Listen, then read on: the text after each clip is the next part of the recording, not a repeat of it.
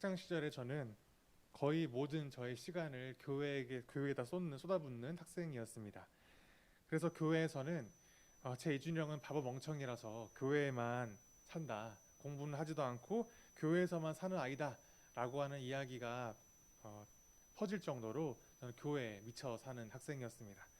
농담 같겠지만 진짜로 그런 이야기를 들어보기도 했을 정도로 어, 아마 많은 분들은 쟤는 학교에서 아무것도 못하고 교회에서만 사는구나 라고 생각하셨을 수도 있을 것 같습니다.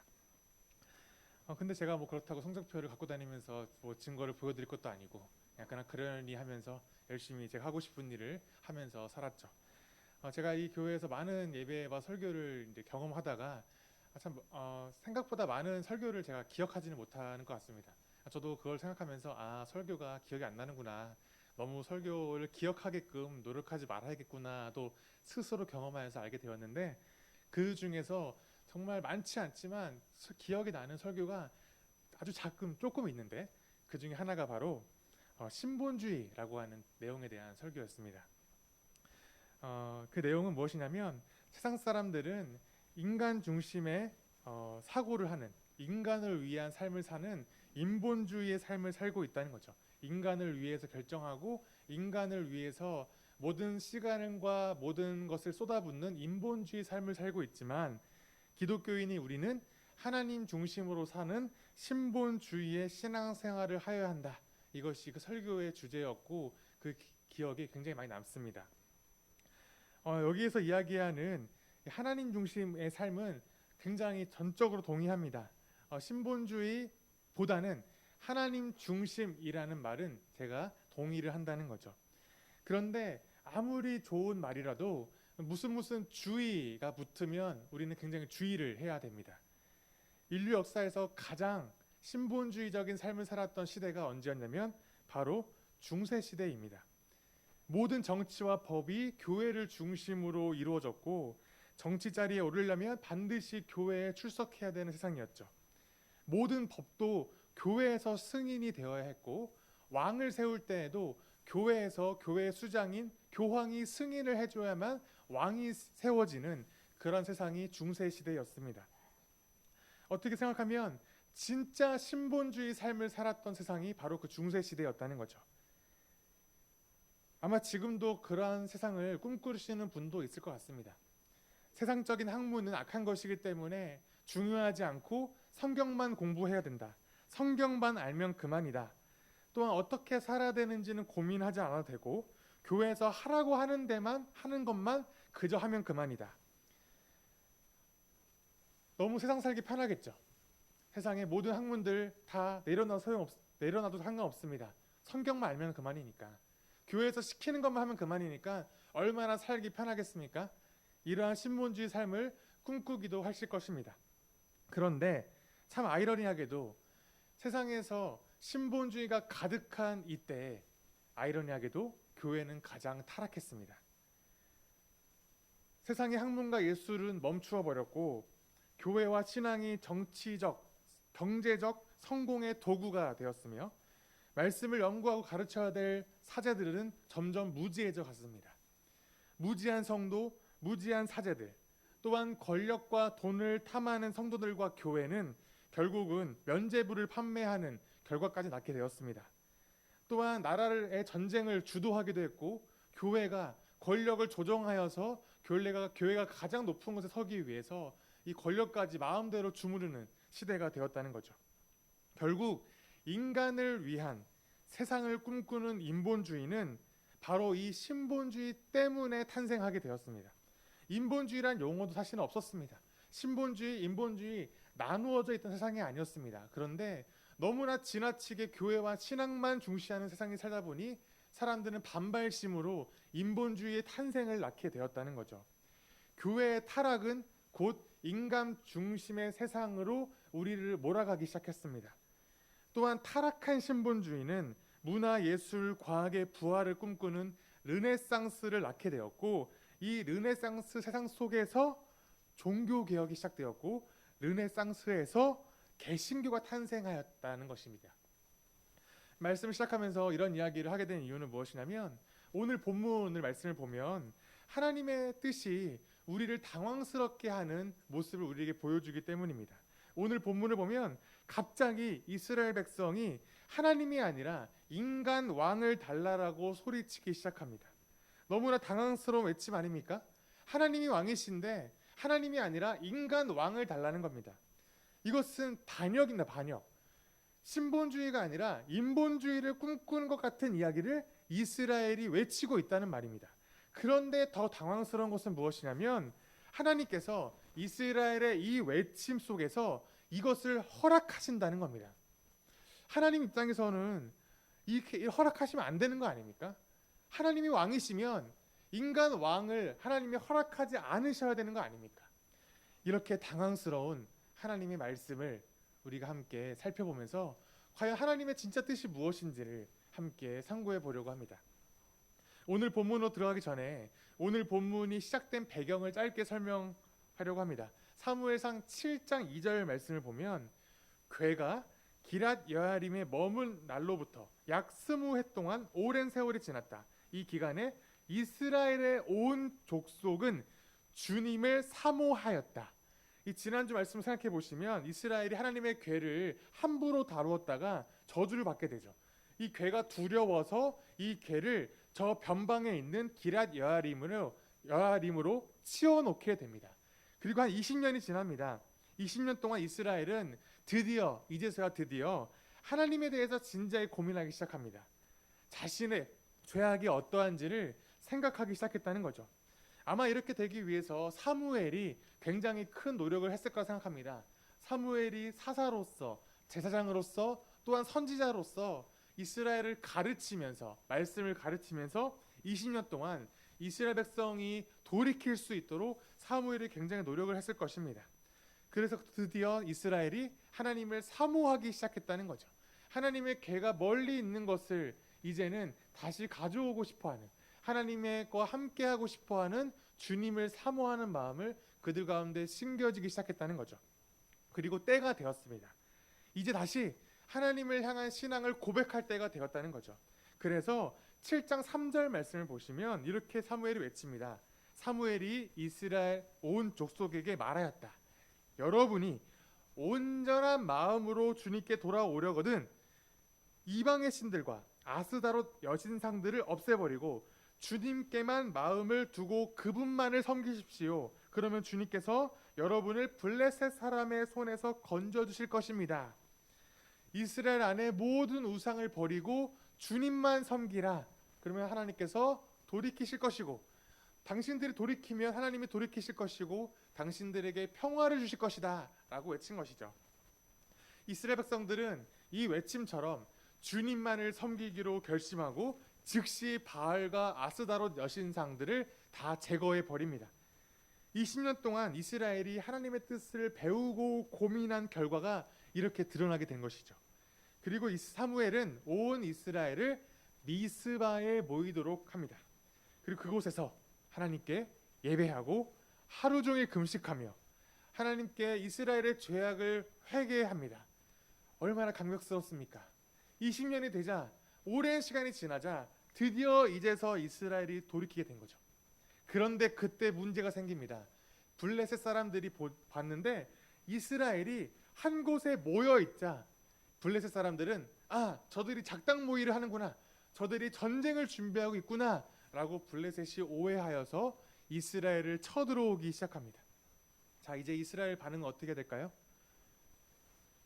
하나님께 신앙을 회복하였고 하나님께서 말씀하시기를 블레셋에게서 너희를 해방시켜 주겠다, 블레셋의 그 악으로부터 너희를 벗어나게 해주겠다 라고 하나님이 말씀하시지 않았습니까?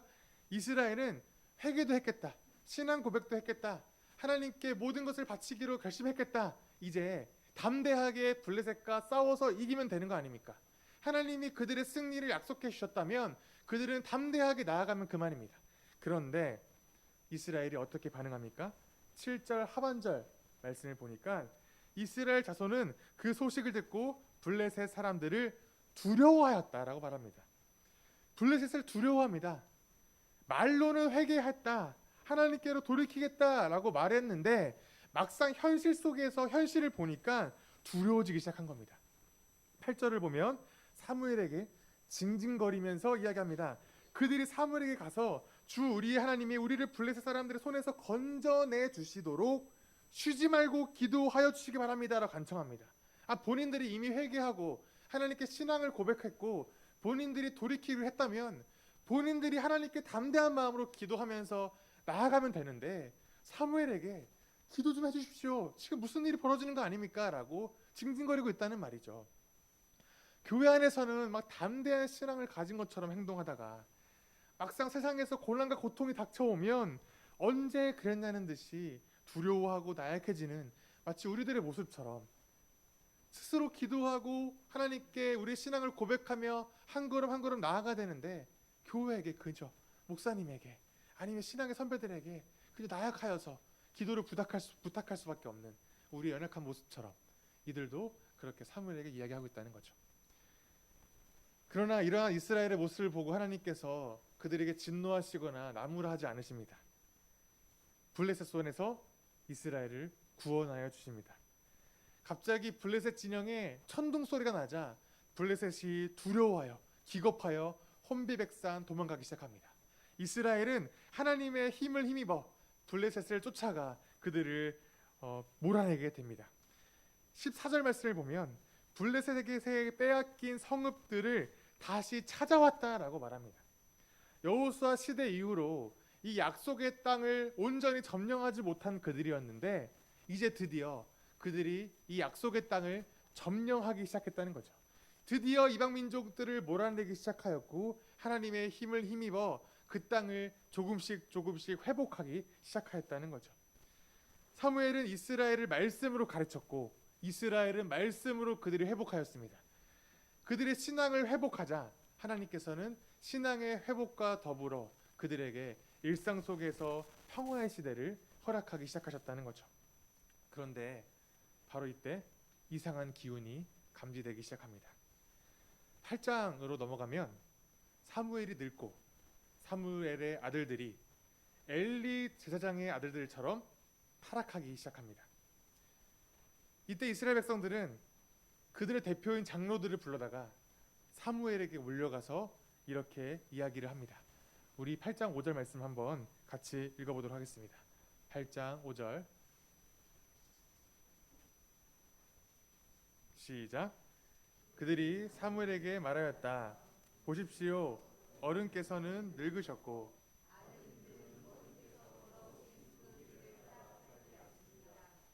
그러므로 이제 모든 이방 나라들처럼 우리에게 왕을 세워 주셔서 왕이 우리를 다스리게 하여 주십시오. 장로들이 지금 무엇을 요청합니까? 사사가 아니라 이제는 왕을 우리에게 달라는 겁니다.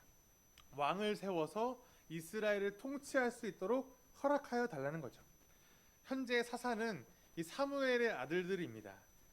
그런데 이 사무엘의 아들들이 사사 역할을 제대로 못하고 있으니까 사사가 아니라 새로운 사람, 왕을 세워달라는 거죠. 어떻게 생각하면 이상한 요청은 아닙니다. 어쨌든 사사가 다스렸던 것을 왕이 다스리면 그만인 거죠.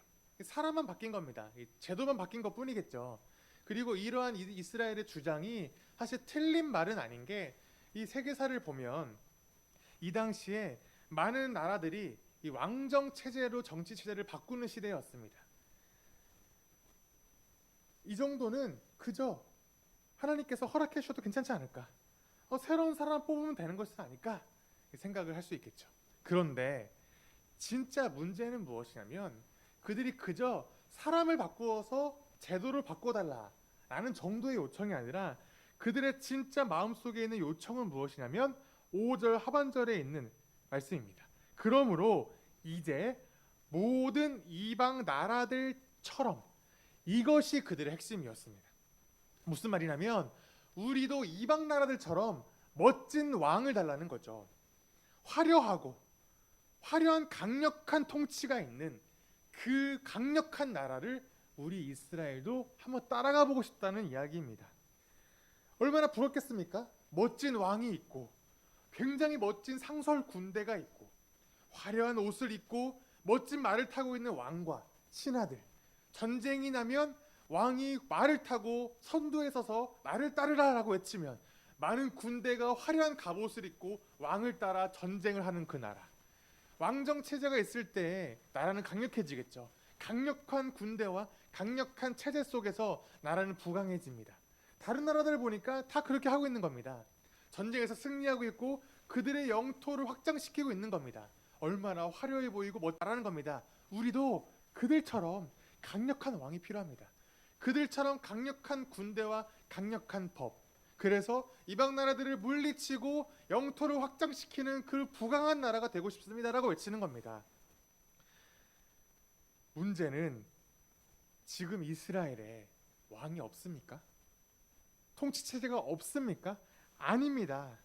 지금 이스라엘에 왕이 있습니다. 바로 하나님께서 그들의 왕이 아니십니까? 하나님께서 그들에게 법을 주셨고 율법을 주셨습니다. 통치 원리가 있습니다. 이미 이스라엘도 왕이 있고 이스라엘에게도 통치 체제가 있습니다. 하나님께서는 하나님의 거룩을 닮아 너희도 거룩하여지라. 그리고 이스라엘은 하나님의 왕이 되심을 섬기면서 그 왕을 따라 거룩하게 살아가는 나라이기를 꿈꾸셨습니다. 그런데 이스라엘은 마치 하나님이 왕이 아닌 것처럼, 마치 왕이 우리에게 없는 것처럼 그렇게 행동하고 있다는 거죠. 하나님께서는 아브라함을 통하여서 이스라엘을 부르셨고 약속하셨습니다. 어떤 약속하셨냐면 아브라함의 자손으로 말미암아 아브라함으로 인하여서 세상 모든 나라의 제사장 나라가 되게끔 그들을 부르셨다는 겁니다. 제사장 나라라는 말은 무슨 말이냐면 그들을 통하여서 복을 받기를 원하셨고 세상 모든 나라가 이스라엘을 통하여서 하나님의 뜻이 무엇인지 하나님의 법이 무엇인지를 가르치기를 원하셨습니다. 이스라엘이 직접 솔선수범하여서 하나님의 거룩함이 이것이라고 그들이 보여주기를 원하셨고 세상 모든 나라가 이스라엘을 바라보고 아 저것이 하나님의 뜻이구나 저러한 삶이 하나님의 삶인 거룩이구나를 세상 모든 나라가 배우기를 원하셨습니다. 제사장 나라가 되게 하겠다는 말이 바로 이 말입니다. 하나님은 이스라엘 통하여서 공의와 정의를 실현시키기를 원하셨습니다.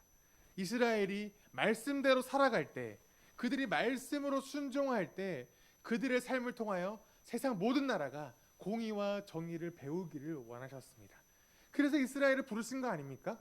굳이 이스라엘을 무엇으로 택하시겠습니까? 이스라엘 잘났습니까? 힘이 큽니까? 그들이 용모가 빼어납니까? 그들이 숫자가 많습니까? 아닙니다. 이 나약하고 연약해 보이는 이스라엘 나라를 세우신 이유는 무엇이냐면 그들이 본이 되기를 원하셨다는 거죠. 그런데 이스라엘을 지금 무슨 말을 하는 겁니까? 본이 되기를 원하시는 하나님의 뜻이 아니라 그들이 오히려 이방 나라들처럼 우리가 되고 싶다라고 이야기하는 겁니다. 저 나라들처럼 저들처럼 우리도 강해지고 싶습니다.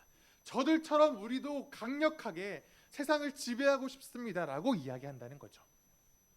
하나님은 7절 말씀을 보면 이렇게 응답하십니다. 주님께서 사무엘에게 말씀하셨다. 백성이 너에게 한 말을 다 들어주어라. 그들이 너를 버린 것이 아니라 나를 버려서 자기들의 왕이 되지 못하게 한 것이다. 8절 그들은 내가 이집트에서 데리고 올라온 날부터 오늘까지 하는 일마다 그렇게 하여 나를 버리고 다른 신들을 섬기더니 너에게도 그렇게 하고 있다. 하나님이 알고 계셨던 거죠. 이스라엘의 그 마음이 무엇인지를 아신 겁니다. 그저 사사가 아니라 다른 왕을 주십시오가 아니라 이스라엘의 마음속에 진짜 의도는 바로 하나님을 버리고 너를 버리고 평소처럼 하던 대로 그저 그렇게 자기 스스로 왕이 되고 싶어하고 자기 스스로 이방을 섬기고 싶어하는 그 욕망이 가득한 것임을 하나님은 아셨다는 거죠. 처음에는 그저 이방 신을 섬기고 신앙을 버리더니 이제는 하나님의 통치까지도 버리고 싶어하는 그들의 그 죄악을 하나님이 아셨다는 겁니다. 그럼 하나님께서 어떻게 하셔야겠습니까? 이 하나님의 통치를 거부한 이스라엘에게 하나님은 어떻게 하시는 것이 옳은 방법이겠습니까? 신정 정치를 바로 잡아야 되지 않을까요? 인간 왕이 무슨 인간 아니냐? 내가 왕이다! 라고 하면서 왕으로서의 하나님의 모습을 그들에게 보여주어서 그들이 두려워서 죄송합니다 하나님 인간 왕이 아니라 하나님을 왕으로 섬기는 것을 까먹었네요. 하나님을 왕으로 섬기겠습니다라고 말하도록 하나님이 그렇게 무섭게 그들을 심판하셔야 되는 거 아니겠습니까? 신정 정치가 더 중요한 거 아닙니까? 그런데 정말 당황스러운 것은 9절 말씀입니다. 함께 9절 말씀 읽어보겠습니다. 시작. 그러니 너는 이제 그들의 말을 들어주되 엄히 경고하여 그들을 다스릴 왕의 권한이 어떠한 것인지를 알려주어라. 하나님 무엇이라 말씀하십니까?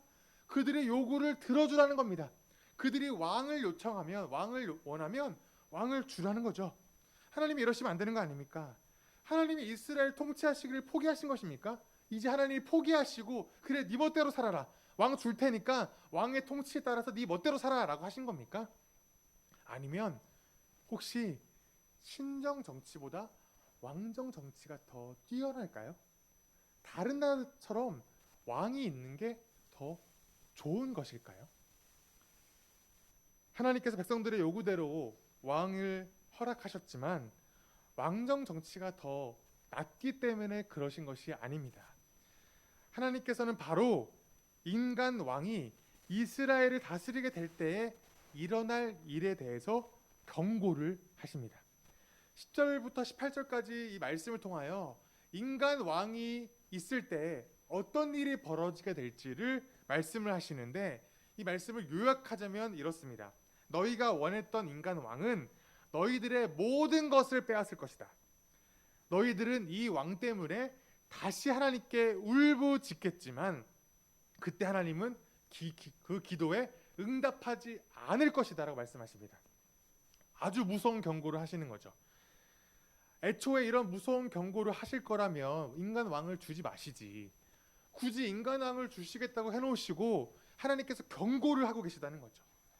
마치 자녀가 식칼을 가지고 놀고 싶다고 떼를 쓰는데 부모님이 허락해 주는 것 같은 상황 아닙니까? 이렇게 말하는 겁니다. 분명히 너가 이 칼을 가지고 놀면 너가 손가락을 베거나 크게 다칠 거야.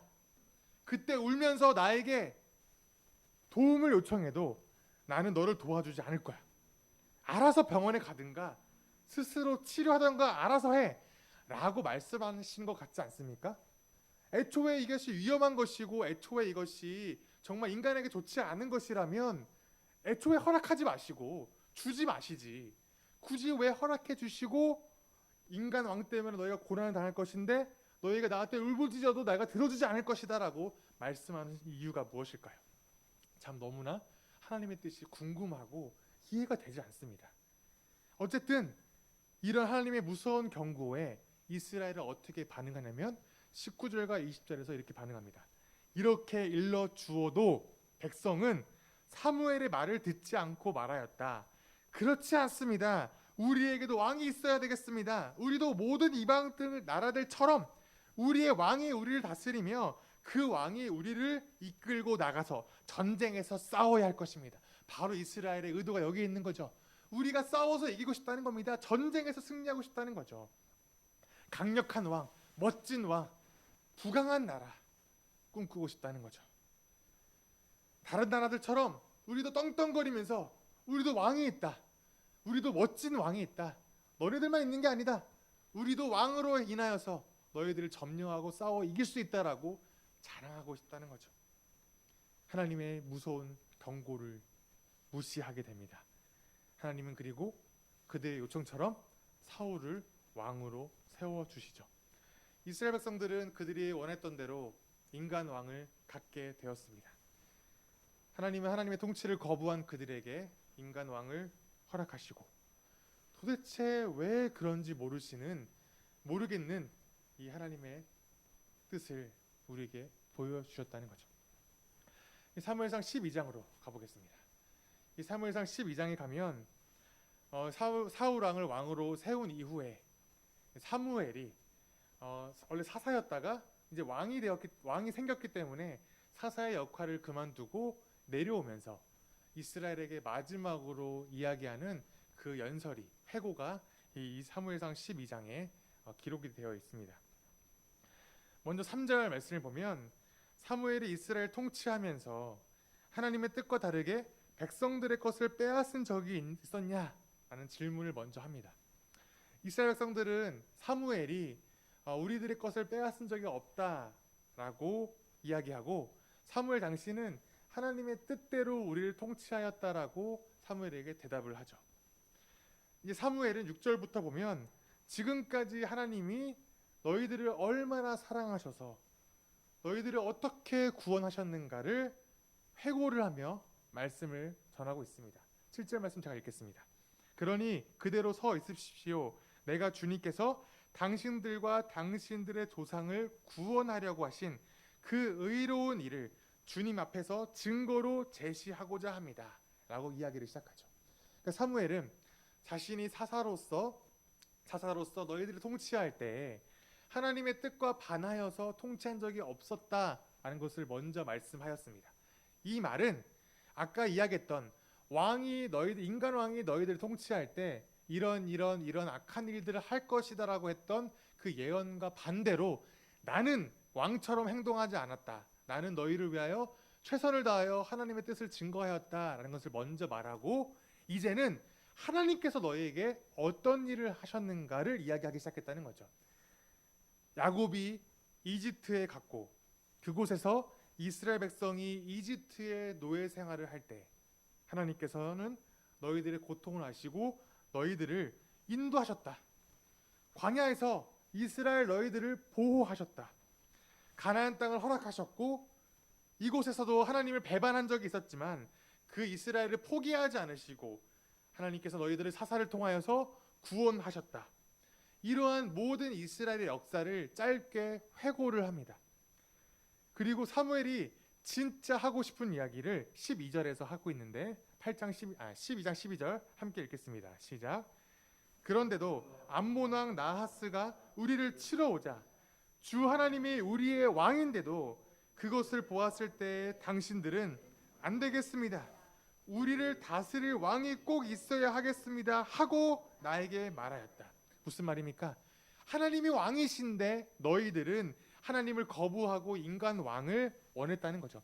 하나님이 너희에게 이렇게 하셨는데도 불구하고 너희들은 끝끝내 인간 왕을 원하였구나. 이제 인간 왕이 너희에게 어떻게 하는지 보자 라고 말하는 거죠. 그 왕이 하나님의 뜻을 따라 잘 너희들을 통치하면 참 좋겠지만 그 왕이 하나님의 말씀을 듣지 않으면 하나님께서 너희를 심판하실 것이라는 겁니다. 이제 이스라엘의 운명은 왕에게 달려있다는 거죠. 하나님이 직접 너희들을 통치하실 때에는 너희들이 죄를 짓고 하나님을 떠나더라도 하나님이 너희들을 보호하시고 인도하시고 너희를 구원하셨는데 이제는 인간 왕이 어떻게 하냐에 따라서 너희들의 운명이 달려있다는 겁니다. 그가 잘하면 좋겠지만 그가 못하면 너희들이 세우고자 했던 왕이기 때문에 그의 죄악에 따라 너희들까지 심판하시겠다고 하나님 말씀하시는 거죠. 갑자기 그리고 하늘에서 우레와 비가 떨어지기 시작합니다. 쏟아지기 시작합니다. 갑자기 하늘에서 우레와 비가 쏟아지자 이스라엘 백성들이 이제서야 자신들의 죄악이 어떠한지를 깨닫게 됩니다. 자신들의 고집이 얼마나 무서운 일인지를 이제야 깨닫게 되었다는 거죠. 이방 나라들처럼 그들이 부러워서 그들처럼 왕을 세우고 싶어 했던 그 욕망이 하나님을 얼마나 슬프게 했는지를 이제야 깨닫게 됩니다. 그리고 심히 두려워하여서 19절 하반절 말씀을 보면 이렇게 외칩니다. 우리가 우리의 모든 죄에 왕을 구하는 악을 더하였습니다라고 이제서야 외치며 두려워합니다. 분명한 것은 하나님의 통치가 하나님의 뜻이 맞다는 거죠. 하나님이 원하시는 것은 인간 왕을 세우는 것이 아니라 하나님의 통치에 순복하는 이스라엘 백성들을 원하셨다는 겁니다. 하지만 이스라엘 백성들은 하나님의 뜻을 저버리고 인간 왕을 구하였고 하나님의 경고에도 불구하고 아닙니다.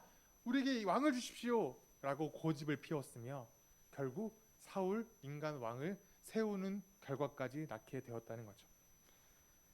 그런데 여기에서 바로 하나님의 진짜 마음을 알게 됩니다. 하나님의 진짜 의도와 마음이 무엇인지 22절에서 말씀하고 있습니다. 다시 한번 같이 읽도록 하겠습니다. 22절 시작. 주님께서는 당신들을 기꺼이 자기의 백성으로 삼아 도와주시기로 하셨기 때문에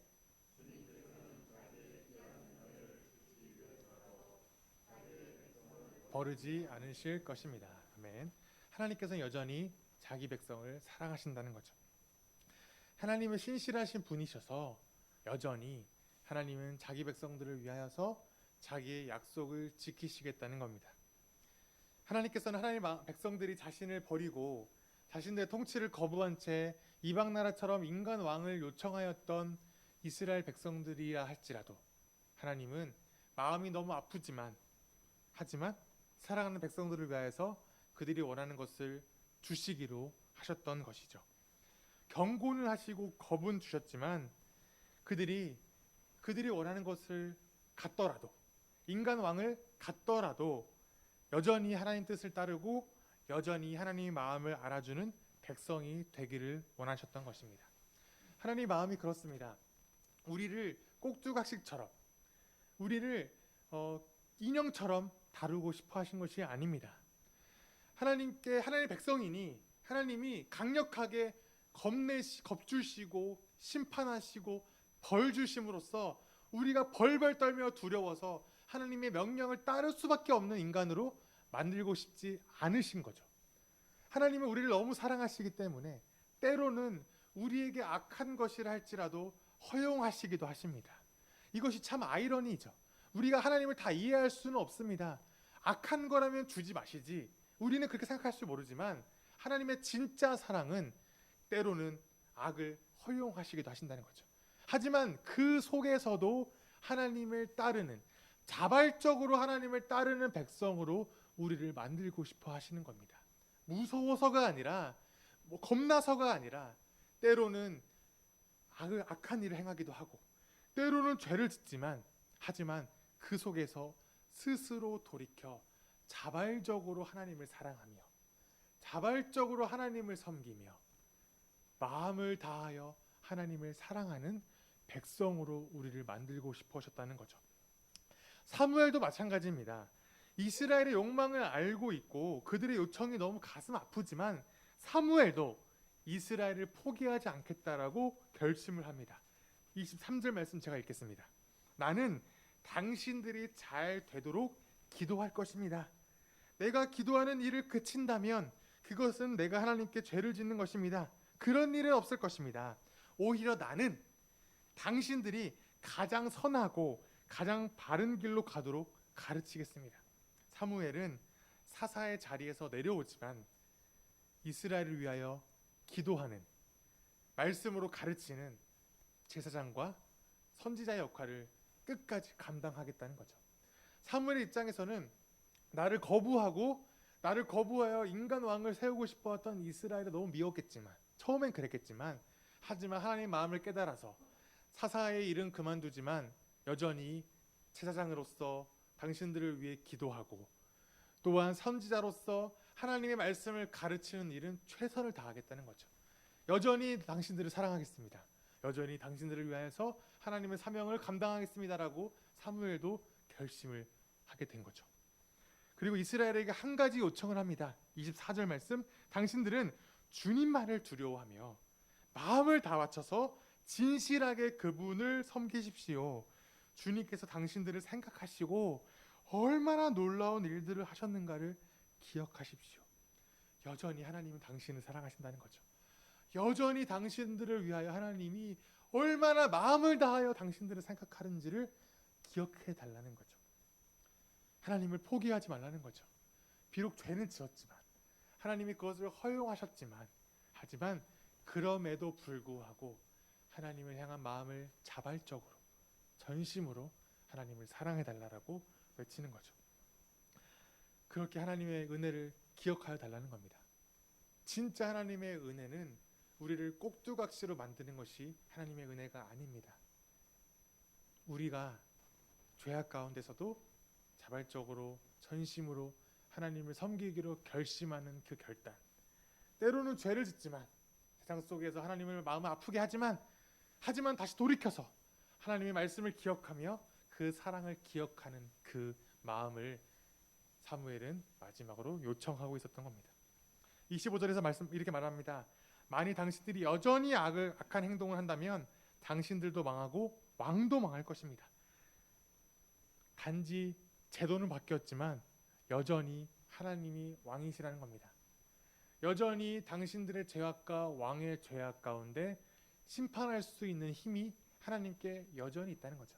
하나님이 여전히 통치하실 것인데 여전히 심판하실 수 있지만 당신들이 최선을 다하여 하나님을 섬기기를 원하고 있다는 겁니다.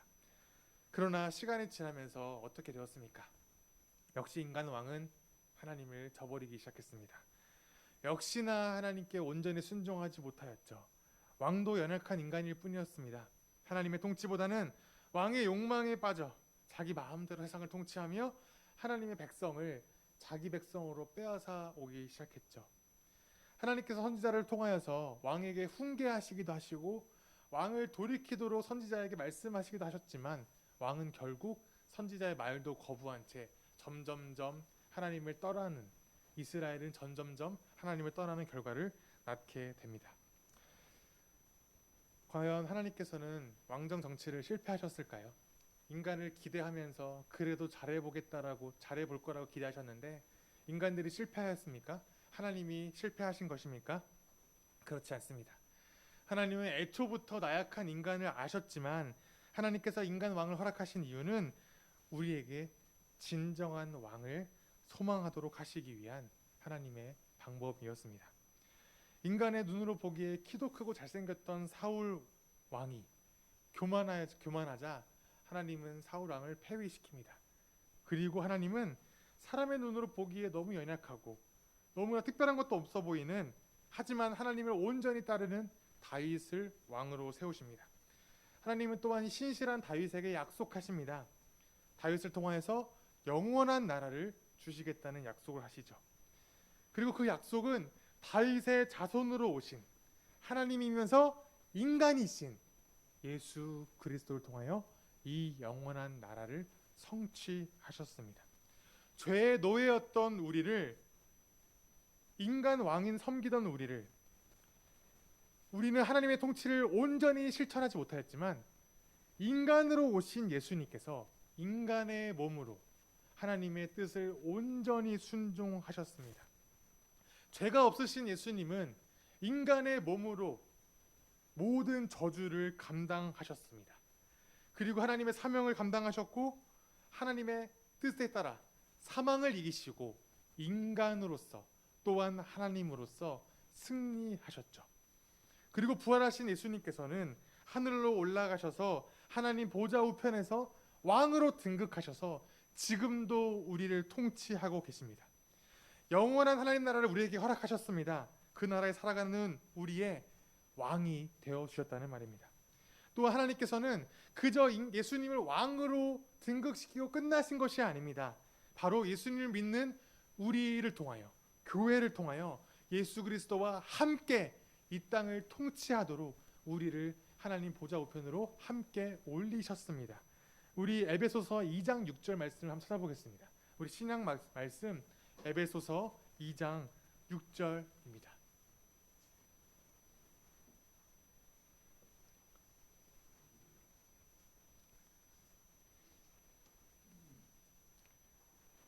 앱 2장 6절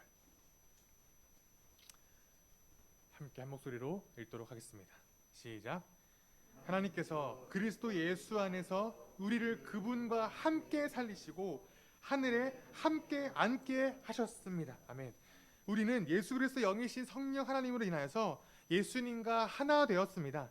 우리는 이 땅에 있지만, 우리 몸은 지금 이 땅에 있지만 우리의 소망은 예수 그리스도께 있으며 하늘에 있고 예수님과 함께 하나님 보좌 우편에서 이 땅을 통치하도록 우리를 세우셨다는 거죠.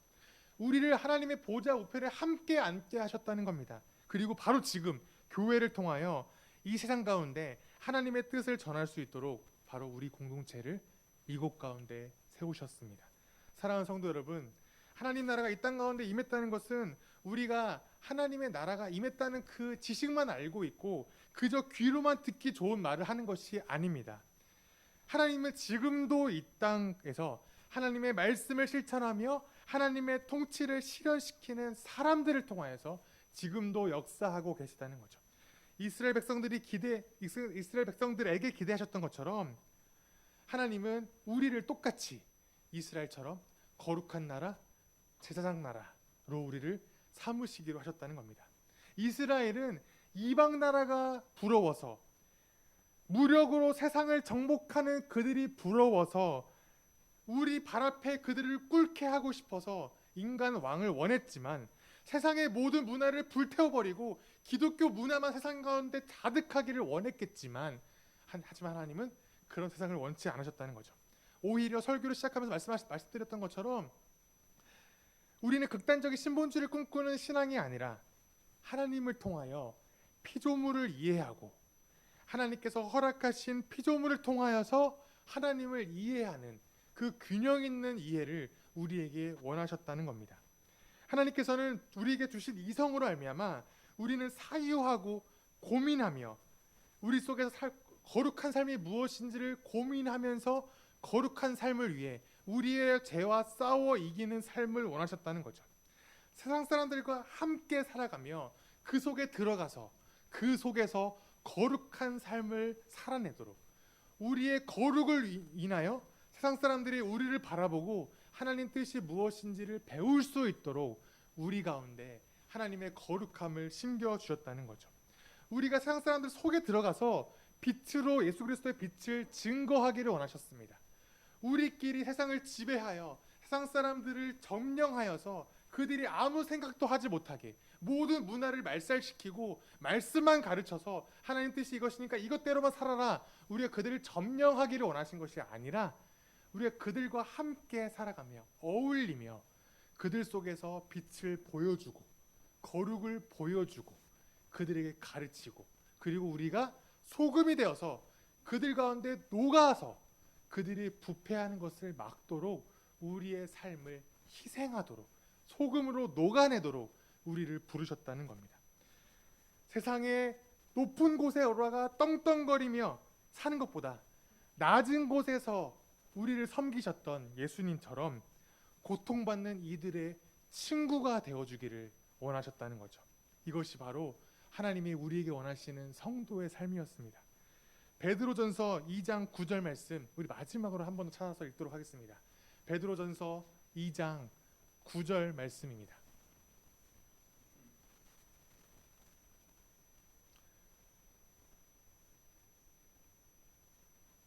전 2장 9절. 우리 함께 한 목소리로 2장 9절 읽도록 하겠습니다. 시작. 그러나 여러분은 택하심을 받은 족속이요 왕과 같은 제사장들이요 거룩한 민족이요 하나님의 소유가 된 백성입니다. 그래서 여러분을 어둠에서 불러내어 자기의 놀라운 빛간대로 인도하신 분의 업적을 여러분이 선포하는 것입니다. 사랑하는 성도 여러분, 하나님의 택하심을 받은 여러분, 하나님의 말씀을 세상 가운데 선포하는 왕같은 제사장이신 여러분, 거룩한 민족이시며 하나님의 소유가 된 성도 여러분, 어두운 세상 가운데서 예수 그리스도의 빛을 바라며 하나님의 놀라운 은혜를 선포하며 살아내시는 교회가 되시기를 축복합니다.